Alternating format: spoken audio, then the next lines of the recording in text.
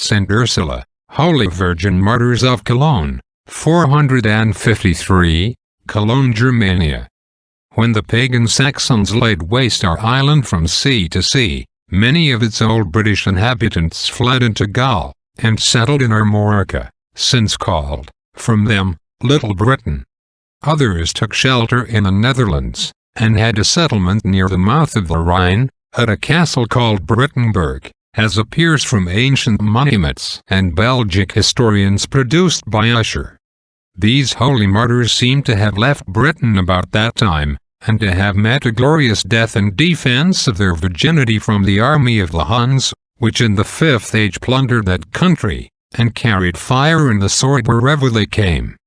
It is agreed that they came originally from Britain, and Ursula was the conductor and encourager of this holy troop.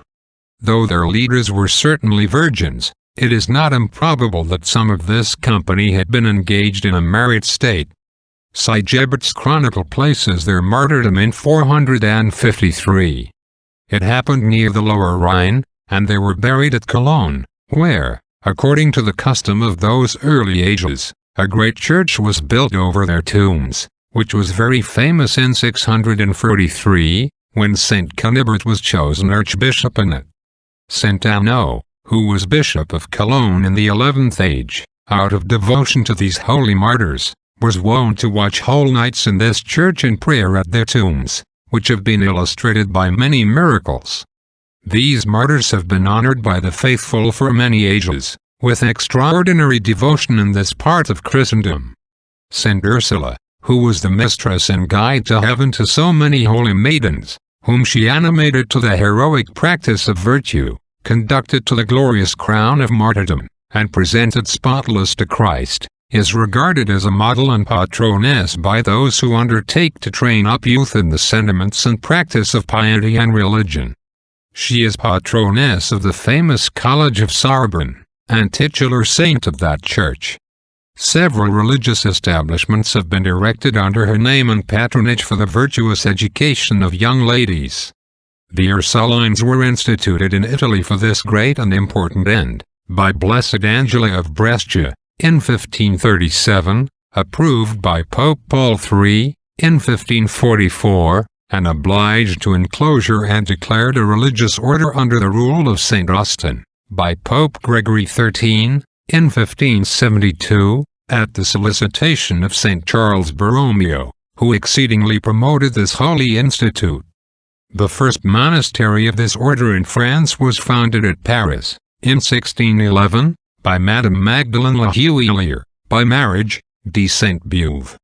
Before this, the pious mother, Anne de Saintonge of Dijon, had instituted in Franche-Comté, in 1606, a religious congregation of Ursulines for the like purpose, which is settled in many parts of France, in which strict enclosure is not commanded. Amen. Nothing, whether in a civil or religious view, is more important in the Republic of mankind than the proper and religious education of youth, nor do any establishments deserve equal attention and encouragement among men with those which are religiously and wisely calculated for this great end. Yet, alas! Is anything in the world more neglected either by parents at home, or by the wrong methods which are too frequently pursued in the very nurseries which are founded for training up youth?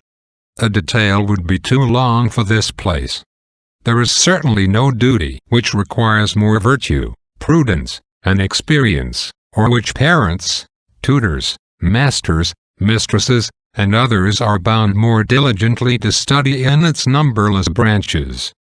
But it is the height of our misfortune, that there is scarcely a person in the world, howsoever unqualified, who does not think it an easy task, and look upon himself as equal to it, who is not ready to undertake it without reflection, and who consequently is not supinely careless both in studying and discharging its obligations, though no employment more essentially requires an extensive knowledge of all duties, of human nature, and its necessary accomplishments, the utmost application, attention, and patience, the most consummate prudence and virtue, and an extraordinary succor of divine light and grace.